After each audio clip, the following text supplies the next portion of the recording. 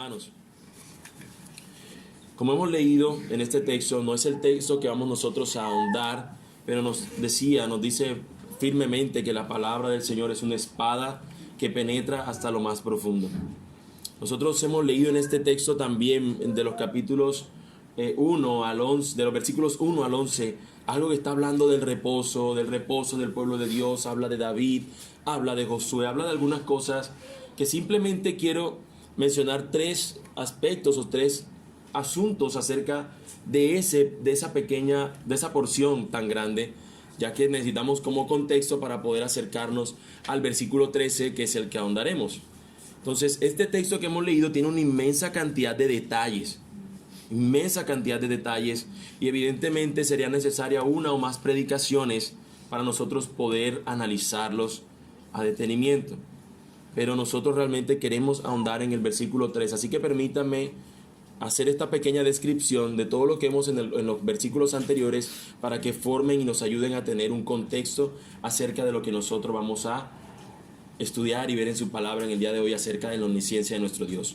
En primer lugar, estos hebreos tenían en mente el reposo como la entrada de Israel a la tierra prometida. El reposo de lo que nos está hablando en sus mentes era: nosotros estamos un día en un desierto, veníamos de Egipto, luego pasamos en un desierto, esclavos en Egipto, luego sufriendo en un desierto, necesitamos reposar. Dios nos promete una tierra, valga la redundancia, prometida, y una tierra prometida a la cual yo voy a entrar. Y ellos pensaban que allí ellos iban a experimentar todo lo que se refería a la paz, a la tranquilidad y a la bendición, ya que esta tierra es la tierra que fluye leche y miel. De modo que ellos decían: ese es mi reposo. Pero el autor, y es la segunda cosa, eso es lo que ellos pensaban, el primer aspecto que tenemos allí. El segundo, el autor de la carta les informa que hay un mayor y mejor reposo que ese, y es el que gozamos nosotros en Cristo Jesús. No es un reposo que solo experimentaremos en el estado eterno cuando estemos con nuestro Dios por la eternidad, sino que el reposo del creyente empieza desde su conversión al experimentar el gozo y la paz en su vida cotidiana.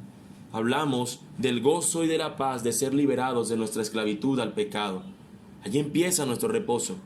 Ahora, un tercer aspecto, un tercer detalle de estos versículos es que estos hebreos pensaban que solo a través de sus buenas obras ellos alcanzarían a entrar en ese reposo. Ellos pensaban que haciendo y portándose y cumpliendo la ley a cabalidad, ellos entrarían en el reposo del Señor. Pero el autor los va a llevar a que sepan que este reposo no lo pueden conseguir por medio de sus obras, sino que precisamente este reposo lo consiguen reposando, no en sus obras, sino descansando en las obras de alguien más, que es Jesucristo. De modo que ellos anhelaban este reposo, pensaban que ya lo habían experimentado, y que si había un reposo mayor lo experimentarían en sus propias fuerzas, en sus propias buenas obras. Pero esto no sería posible, no será posible esto, sino a través de la obra de alguien más, y esa es la obra de nuestro Señor Jesucristo. Ahora, pregunto, mis hermanos, ¿por qué nuestras buenas obras no nos permitirían entrar en ese reposo? ¿Por qué no? Si quizás nosotros nos vemos como buenos. Nuestra naturaleza normalmente nos lleva a pensar que no somos tan malos otros. A nosotros, mis hermanos, nos cuesta vernos, siempre hay un anhelo de nosotros de merecer algo más de lo que hoy tenemos, porque siempre creemos y pensamos que nosotros no lo merecemos, ¿sí? Porque si usted cree que eso no le pasa y que no es algo que un cristiano pensaría, lea el Salmo 73 y usted verá cómo un servidor del Señor está diciendo: Dios, ¿por qué yo que te sirvo todo el tiempo, a mí no me das lo que otro que ni siquiera te tiene en cuenta, tú sí le das? ¿Por qué nosotros nos vemos que somos buenos? Esa es la razón. Nos vemos como que alguien bueno que merece algo, merece este reposo. Pero la realidad, mis hermanos, es que nosotros podríamos responder esta pregunta de que nuestras buenas obras no nos permitirán entrar en este reposo de muchas maneras. Pero según lo que vemos en esta porción de la Escritura, es el hecho de que Dios sea omnisciente lo que no nos permitiría que nuestras buenas obras nos dejen entrar en su reposo. El hecho de que Dios conozca todo de nosotros, el hecho de que Dios sea omnisciente, que lo sepa todo, que lo conozca todo, que realmente conozca nuestras obras, las que estén ocultas, las intenciones de esas obras que hacemos, el hecho de que Dios las conozca es lo que precisamente impediría que nuestras buenas obras, entre comillas, nos permitan a nosotros acercarnos confiadamente ante su reposo. Porque nos daremos cuenta que Dios conoce cada intención de nuestro corazón. Y Dios conoce todo lo que nosotros somos. Yo quisiera, mis hermanos, a modo de ilustración, utilizar a un personaje bíblico. Personaje de la Biblia. Quizás usted lo ha leído. Ese personaje es Natanael. Se encuentra en el capítulo 2 del Evangelio de Juan. Usted puede leerlo en casa. Voy a simplemente a narrar la historia más o menos. Natanael es una persona, Felipe acaba de convertirse a Cristo, se encuentra en el camino con Natanael y le dice: Natanael, hemos encontrado al Mesías, al que había de venir, al deseado, al que nosotros anhelábamos. Lo encontramos y entre el medio de que él está narrando viene y le dice, y él es de Nazaret. Natanael, despreciando que algo bueno pueda venir de Nazaret, le dice precisamente eso. ¿Qué bueno puede venir de Nazaret? Y él le dice, ven y conócelo por ti mismo. Cuando él se está acercando, Jesús, que es Dios, le dice, oh, Natanael, un hombre bueno, justo, que no hay tacha en él, un hombre con una alta reputación. Y esta persona dice, Jesús, ¿de dónde me conoces? Y Jesús le dice, te conozco porque desde antes de que Felipe te viera, yo te vi cuando estabas debajo de la higuera. Y cuando esta persona entiende que Jesús descubrió y vio algo que él hizo debajo de la higuera, él inmediatamente es confrontado porque él hizo algo en la higuera que nadie más sabía. Jesús lo confronta con el pecado o con la actitud pecaminosa que seguramente él había estado haciendo debajo de la higuera. Y cuando Jesús le muestra realmente su pecado, le muestra lo que él había hecho, que estaba oculto ante los demás, esta persona descubre, se da cuenta que Jesús es Dios y se da cuenta que la reputación que él tenía de que él era un hombre bueno realmente no lo era así. Mis hermanos, eso es lo que el Señor obra en nosotros. Él conoce. Nosotros podemos ver que nuestras buenas obras, mis hermanos, presentadas ante Dios, no serían tan buenas. Nuestras buenas obras no nos podrían hacer entrar en su reposo. Es por esto, mis hermanos, que este texto de la mañana de hoy tiene tanta importancia. El versículo 13 que nos dice, no hay cosa creada que no sea manifiesta en su presencia. Antes bien, todas las cosas están desnudas y abiertas a los ojos de aquel a quien tenemos que dar cuenta. Habiendo dado, mis hermanos, esta introducción y leído este texto por otra vez más, yo quisiera que nosotros lo analizáramos a la luz de tres encabezados. El primero, que delante de Dios nada está oculto. Segundo, delante de Dios todo está revelado y que delante de Dios tendremos nosotros que dar cuenta. Delante de Dios nada está oculto. El texto nos lo dice, y no hay cosa creada que no sea manifiesta en su presencia. Piensa en un momento en el monte más alto, el monte más alto que existe. ¿Cuál es el monte más alto que existe? Ok, piensa que estás allí en la punta del Everest. Estás allí y de repente tú dices, mira, aquí nadie me ve. Por cierto hay frío, por cierto hay unas condiciones donde casi nadie va a venir acá. Estoy yo solo. ¿Será que si nosotros hacemos cualquier obra pecaminosa en ese lugar, allí Dios no nos vería? ¿O será que Dios allí también puede vernos? Piensa en un momento en el lugar más profundo del mar, que es, sabía que no lo íbamos a acertar, el abismo Challenger. No se preocupen, yo lo busqué en internet y sí fue cuál era el lugar más profundo del mar. Se llama el abismo Challenger, es el lugar más profundo en el mar. Si nosotros pudiéramos y tuviéramos la posibilidad de ir a ese lugar más profundo y allí hiciéramos cualquier acto pecaminoso, aun cualquier pensamiento tuviéramos, ¿será que nuestro Dios Todopoderoso no podría saber eso, no podría conocerlo? La Biblia nos dice que ni el monte más alto, dice el Salmo 139:8, si subo a los cielos, he aquí, allí tú estás. Y si en el Seol preparo mi lecho, allí estás tú. Mis hermanos, no existe un lugar oculto ante nuestro Dios. No existe ningún secreto para Él. No hay ninguna obra que haga cualquier mortal que sea imposible para Dios conocerla. Dios es invisible para nosotros, pero lo cierto es que nosotros no lo somos para Él. Aunque tú no puedas ver a Dios, eso no significa que Él no pueda verte a ti. La Biblia nos muestra ejemplos de personas que creyeron esconderse de Dios y esconder sus obras de Dios. Cuando nosotros vemos a Caín, observamos que él mata a su hermano Abel y que él cree que nadie lo ha visto. Por cierto, solamente habían 4 seres creados. Él dijo, no, aquí maté a este y nadie supo. Papá y mamá por allá, nada pasa. Caín mató a su hermano, casi ninguna población humana existía en esos momentos, pero Dios fue testigo de su crimen y se lo recrimina.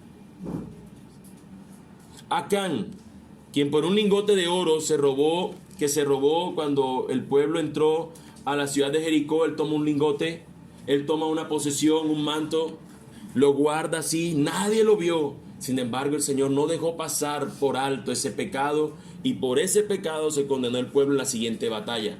Así que Dios no dejó oculto esa situación. Para Dios fue revelado, aunque nadie se dio cuenta quién se había robado esta posesión. David, quien hizo todo lo posible para encubrir su pecado, y el Señor finalmente se lo reveló por medio del profeta. David hizo todo lo posible para que nadie se enterara de su pecado, pero el Señor se lo hizo evidente. Mis hermanos, esto nos muestra una realidad que encontramos en estos ejemplos de estos hombres de la Biblia, que ellos no pudieron ocultar su pecado. Pero yo te pregunto, porque quizás muchas veces nosotros decimos, sí, pero ese fue David, terrible, y ese fue Acán, bandido, y ese fue Caín, que asesino. Pero ¿qué de nosotros? Aquel que pone menos ingresos en su declaración de renta para que no le cobren tanto en sus impuestos. Te está viendo el Señor. No es oculto ese pecado ante el Señor. Aquel que hace lo contrario, coloca más ingresos para que ahora cuando vaya a hacer un préstamo bancario le den más dinero porque él necesita más. El Señor te está viendo. Ese pecado es evidente ante Él. Aquel que navega en modo incógnito por internet para que nadie sepa lo que ha estado visitando en páginas que no debe visitar, el Señor también conoce esa obra. Nosotros no podemos ocultarla tampoco. Podrá quedar que nadie se dio cuenta. Ay, ¿esto es el computador? No sé. No parece, no hay ningún rastro de su navegación, de su historial de navegación. Para el Señor, eso está presente ante Él. El Dios omnisciente lo sabe todo, mis hermanos, y yo podría seguir colocando ejemplos hasta que de manera providencial atine a uno que es tuyo particular.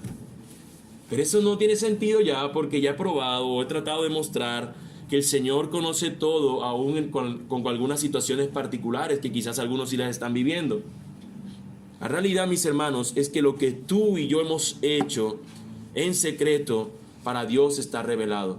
Lo que nosotros creemos que hemos hecho en la oscuridad, escondidos, es como si estuviera de día ante el Señor y Él está viéndolo todo de manera real, evidente, de manera clara. Así que, mis hermanos, he aquí nuestro segundo encabezado. Delante de Dios todo está revelado. Piensa por un momento en lo bien que se ve tu hermano. Puedes mirarlo si quieres. Cómo se ve la persona que está a tu lado, qué tal se ve. Esa persona se esmeró por venir acá bien arreglada, bien pulida, se peinó, se maquilló. La hermana, ¿no? Se maquilló, se trajo su mejor, o trató de estar de la mejor manera presentado, ¿cierto? Tú lo puedes observar. Pero yo te pregunto, aunque él esté y hizo su mayor esfuerzo, ¿será que si nosotros vamos a la casa de ese hermano o vamos a tu casa esté luciendo de la misma forma? ¿Qué pasaría si nosotros fuéramos al cuarto de alguno de nosotros ahorita mismo? ¿Será que para venir temprano acá dejamos la casa de igual de arreglado como nosotros nos vemos? ¿O será que tenemos algo de ropa por allí, algo por acá, unos platos que no alcanzamos a lavar, comimos, pero ahorita que venga lo lavo? ¿Cómo estará nuestra casa? ¿Será que cualquiera de nosotros puede decir, mira, no hay problema, ven a mi casa, está impecable, así como me ves a mí? ¿Cierto que muchas veces nosotros vemos algo por fuera, pero quizás por dentro no es lo mismo? Cierto que muchas veces nosotros salimos de nuestra casa de la mejor manera vestido, pero en casa dejamos algo que no está tan bien arreglado. Y no estoy hablando solamente de algo material, de algo físico, sino que muchas veces algún asunto no lidiamos en casa y no lo arreglamos. Ese punto, mis hermanos, es el punto aquí, porque parece similar. Si tú analizas los dos puntos, tienen como el mismo nombre. Sí, para Dios todo está, nada está oculto, y el otro es, todo está revelado. ¿Eh? Es lo mismo. Lo que estamos tratando de enseñar o demostrar en este punto es que tus obras no las puedes ocultar ante Dios. Y lo que tú sí revelas ante Dios y ante los demás, las intenciones, lo interno, Dios lo conoce. Dios tiene todo el paquete revelado. No es que tú simplemente le muestras a Dios lo bueno que yo hago, pero la intención de tu corazón está camuflada, escondida, y Dios no puede entrar. Como si yo tuviera que utilizar un código para descifrarla. No, aún las intenciones el Señor lo conoce, porque todo está revelado ante Él. Es decir, que Dios conoce nuestra verdadera intención. Al igual que en la ilustración anterior, podríamos nosotros lucir una buena obra, pero detrás de ella esconder una intención no tan buena. Podremos incluso engañar a otros con una falsa piedad, con una falsa adoración, pero al Señor no, porque todo está desnudo y descubierto ante Él.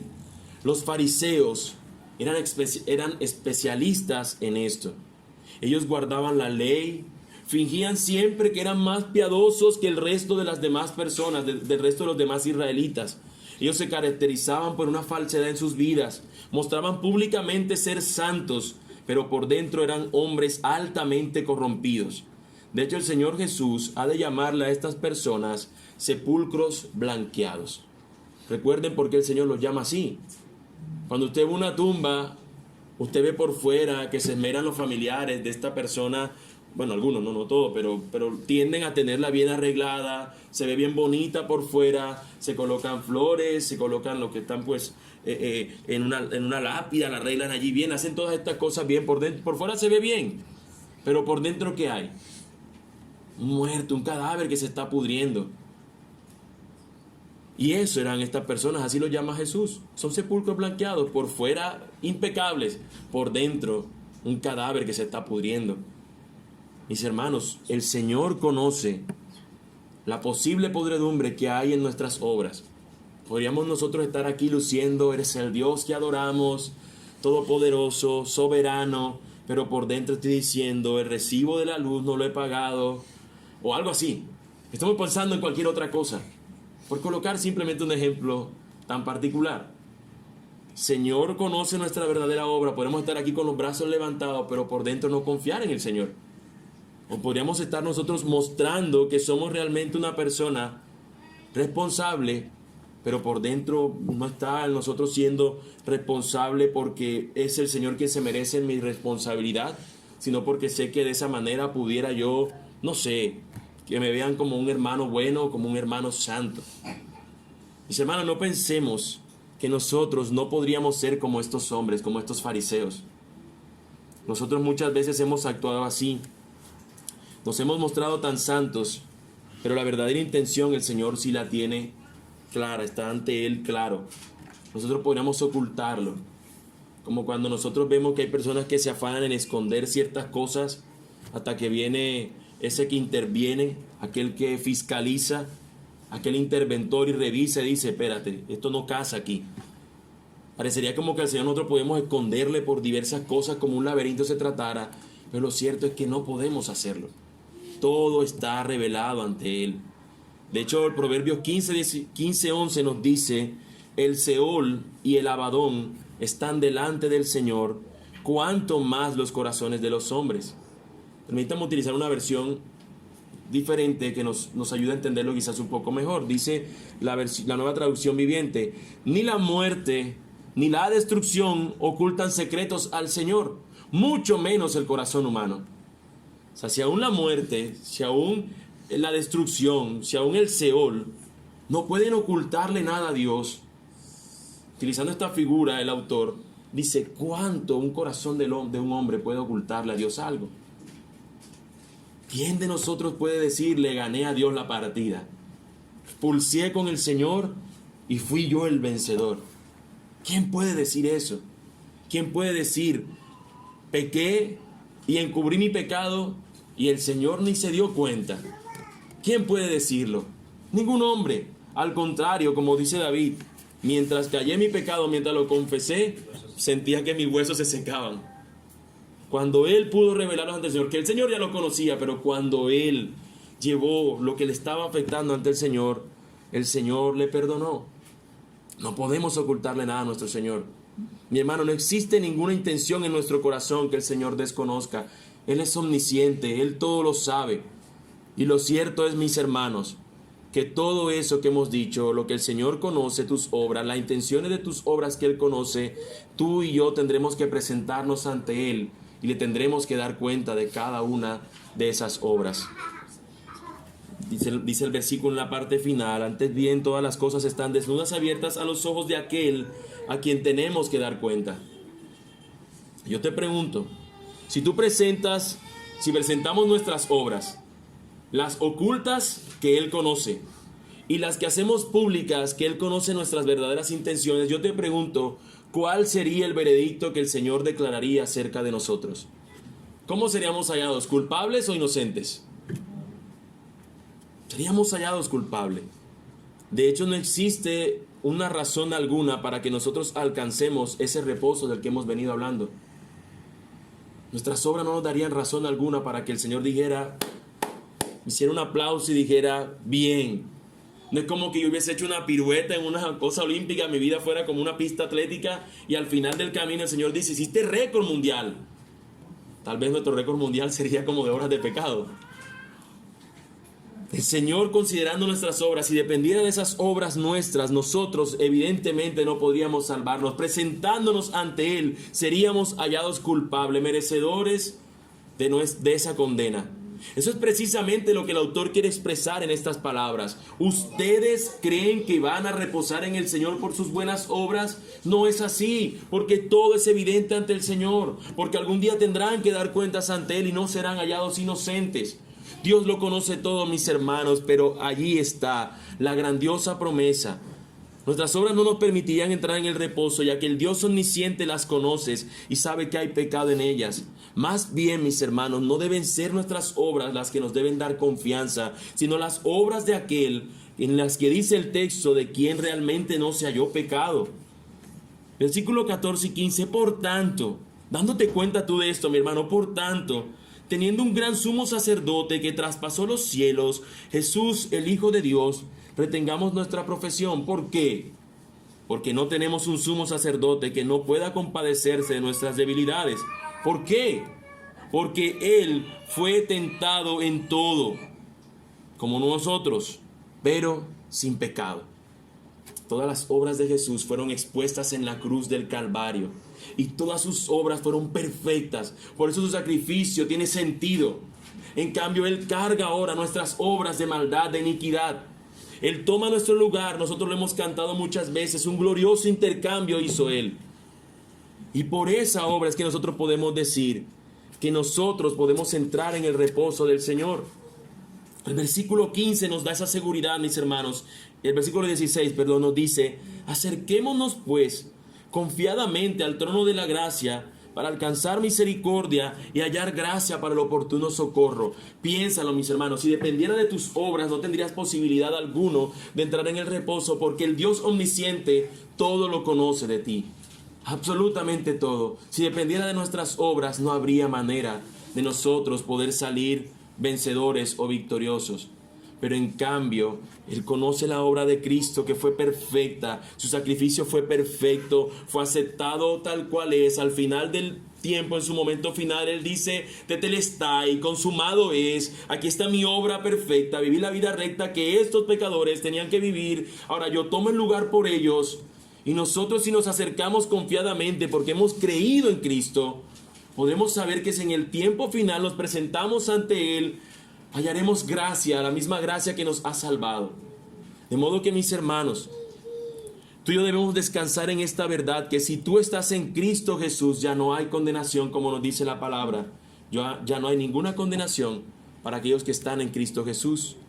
Descansa entonces, hermano mío, en lo que el Evangelio te ofrece. Esa buena noticia que te dice que a pesar de ti, que a pesar de mí, somos perdonados y somos sus hijos. Hermano mío, no temas en acercarte a Dios por el temor a que Él ya conoce tus obras, por temor a que Él ya sabe lo que tú eres. Antes bien, mis hermanos, vive la verdad que el Evangelio te otorga. Como dice el versículo 16, lo leo una vez más. Acércate confiadamente a su trono de gracia. Acércate, mi hermano, para alcanzar misericordia y en el momento oportuno tú puedas hallar gracia. Les pregunto a ustedes que están aquí, sin Cristo Jesús, aquellos que sabiendo sus obras y sabiendo que están acá sin Cristo, saben que algún día, o por lo menos lo hemos hablado, se presentarán ante Él. Tú que estás aquí sin Cristo y has escuchado que todas tus obras son conocidas ante Él, que si te presentas hoy ante Cristo, tú serás hallado culpable, y que en vez de experimentar este reposo eterno, será un lugar donde lo que experimentarás será condenación eterna. Yo te pregunto, ¿qué esperas, amigo? Cristo es el Salvador. Él puede salvarte si tan solo tú vas a Él en arrepentimiento y fe. Si tú te acercas a Él de esa manera, tú podrás descansar en que no se basa en tu obra, sino en la obra que Él hizo por ti. Mis hermanos, mis amigos, vayamos a Cristo. Ya sea que seas cristiano, ve a Cristo. Porque en tus obras tú necesitas reposar. Porque en tu pecado que has cometido tú necesitas acercarte a Él, como dice la Escritura. Si confesamos nuestros pecados, Él es fiel y justo para perdonarnos y limpiarnos de nuestra maldad. Pero amado amigo que estás aquí, si tú estás acá sin Cristo, ve también a Él. A manera de ruego te lo digo, ve a Cristo. No esperes otro momento. Tal vez esta es la oportunidad que Él está dando para que tú reconozcas que Él es más precioso que cualquier otra cosa. Ve a Cristo y ve ahora. Amado Dios y Padre.